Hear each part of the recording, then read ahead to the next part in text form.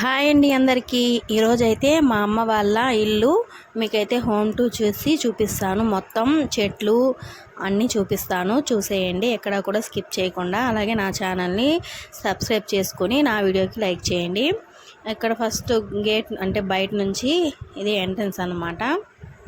లోపలికి వస్తే right side అలా జామ చెట్టు, వాష్రూమ్ ఉంటాయి. ఇలా లెఫ్ట్ సైడ్ వచ్చి చెట్లు ఉంటాయి.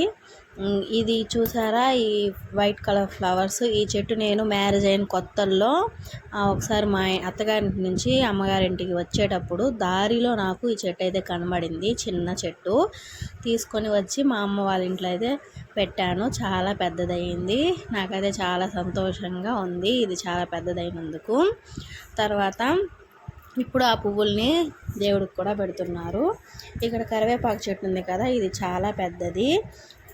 అంటే వేప చెట్టు వచ్చి దానిపైన పడడం వల్ల అది విరిగిపోయింది. చిన్న చిన్న మొలకలు మాత్రమే ఉన్నాయి. మళ్ళీ ఇక్కడ ఒక సపోటా చెట్టు ఉంది, అది మా నాన్నగారు పెట్టారు. వాటి సపోటా కాయలు కూడా మేము తిన్నాము. ఇంకా ఇక్కడ వచ్చి కొలాయి అన్నమాట. ఫస్ట్ మేము ఆ కొలాయి అంటే వేసాం కదా, దాంట్లోకి డైరెక్ట్గా వచ్చేవి వాటరు. ఇప్పుడు మోటార్కి ఫిక్స్ చేసాము. ఇప్పుడు పైప్తో వాటర్ పట్టుకుంటున్నాము. తర్వాత బొప్పాయి చెట్టు అది తానంటే అదే వచ్చింది, మనం వేసే రాదు, అది దాని ఇష్టంగా రావాలి అంతే. ఇది వచ్చి మేము ఇంకొక ఇల్లు చిన్న రూమ్ లాగా వేసుకోవాలని దాన్ని ప్రారంభించారు, కానీ కుదరలేదు. Financial problem. మా ఇంట్లో మా అమ్మ ఒకటే పాపం పనికి వెళ్తుంది, ఇంకా మా నాన్నకి ఆరోగ్యం బాగాలేదు. మా తమ్ముడు ఇప్పుడిప్పుడే వెళ్తూ ఉన్నాడు. ఇక్కడ ఒక సీతాఫలం చెట్టు ఉంది, నిమ్మకాయ చెట్టు ఉంది.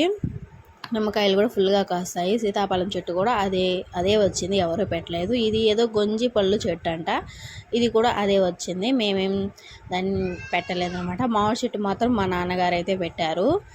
ఇది ప్రతి సంవత్సరం మామిడికాయలు ఫుల్గా కాస్తాయి. ఈ సంవత్సరం వచ్చినప్పుడు తప్పకుండా ఒక వీడియో చేసి మీకైతే చూపిస్తాను. మామిడి పళ్ళు బంగినిపల్లి తీయగా ఉంటాయి, బాగుంటాయి.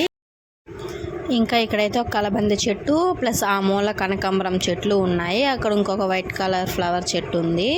ఈ ఫ్లవర్ చెట్టుని ఏమంటారు నాకు తెలియదు, తెలిస్తే కామెంట్ చేయండి. ఇంకా ఇంట్లోకి ఎంట్రన్స్ అయ్యే దారి ఇదే. స్టార్టింగ్ గడప నుంచి ఇల్లు అయితే స్టార్ట్ అవుతుంది. ఇక్కడ ముందు రేకులు వేసి ఉన్నామంటే వాన వచ్చినప్పుడు తడవకుండా ఉండడానికి. అది మా పాప ఆడుకునే కారు చిన్నది. తర్వాత ఈ మిషన్, సోఫా అంతా మేమే కొన్నాము, నేను మా చెల్లి. అంటే మా నాన్న జస్ట్ ఇల్లు మాత్రమే కట్టారు, తర్వాత నుంచి పనికి ఏం వెళ్ళలేదు మేము. ఇంకా మా అమ్మ ఒకటే కష్టపడుతుందని ఇంటర్ అయిపోగానే చదువు కూడా ఆపేసి ఇంకా పనికి వెళ్ళాల్సి వచ్చింది. ఈ ఫ్రిడ్జ్, డ్రెస్సింగ్ టేబుల్ అంతా మేమే కొన్నాము. ఇది మా అమ్మ స్మాల్ కిచెను. ఏదో ఉన్నంతలో ఉన్నాయి మాకు, అంతే. పెద్దగా మిడిల్ క్లాస్ ఫ్యామిలీ కదా, అంతగా ఉండవు. ఇక్కడ ఒక మంచం, ఆ మంచం కూడా ఎప్పటిదో అంటే మా నాన్నమ్మ కాలం నాటి మంచము, టేకు మంచం అంట. అది ఇంకా స్ట్రాంగ్గానే ఉంది.